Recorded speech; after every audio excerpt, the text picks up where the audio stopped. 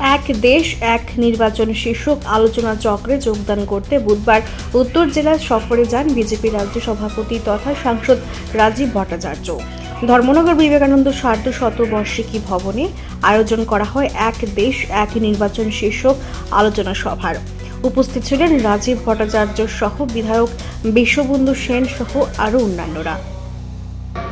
আমরা যদি দেখি লাল কেল্লায় দাঁড়িয়ে সেই জওহরলাল নেহরু, ইন্দিরা গান্ধী, রাজীব গান্ধী তাদের বক্তব্য কি? তারা সেখানে দাঁড়িয়ে বক্তব্য রাখতো যে গরিবী হটাও, গরিবী হটাও, কিন্তু গরিবদের জন্য কোনো পরিকল্পনা করে না, যে গরিবদের জন্য কিছু করতে হবে সেটা করে না। লাল কেল্লায় দাঁড়িয়ে তারা বক্তব্য রাখতেন গরিবী হটাও।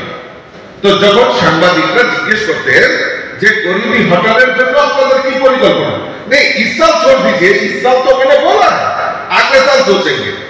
অর্থাৎ আবার যখন নির্বাচন আসে আবার ওই একই ডায়লগ লাগিয়ে গরিবী হটাও, গরিবী হটাও। তো এইবার আবার যখন সাংবাদিকরা বলতে যে इस बार क्या करेंगे, नहीं इस बार उस बार अनाउंस किया था गरीबी हटाने के लिए, इस बार सोचेंगे क्या करते हैं। तो এরপর আবার নির্বাচন আসে, এইবার কি করবে, नहीं इस बार योजना बनाएंगे, अगले बार 5 साल के बाद हम लोग इम्प्लीमेंट करेंगे। অর্থাৎ মানে গরিবদের জন্য কিছু করা যাবে না। কিন্তু আপনারা দেখুন 2014 সালে আমরা অবাক হয় যে সেই মানে স্পিচ অর্থাৎ বক্তব্য কিভাবে পরিবর্তন হয়েছে।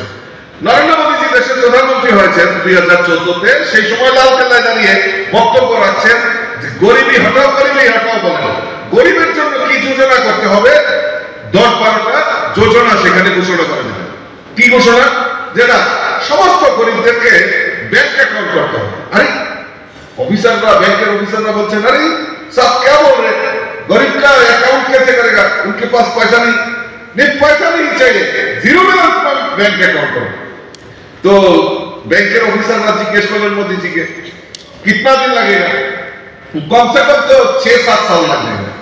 बोलो 6-7 साल नहीं, 6 महीना में गरीब की जीरो बैलेंस पे बैंक अकाउंट करने का काम हमारा मोदी जी ने लिया है।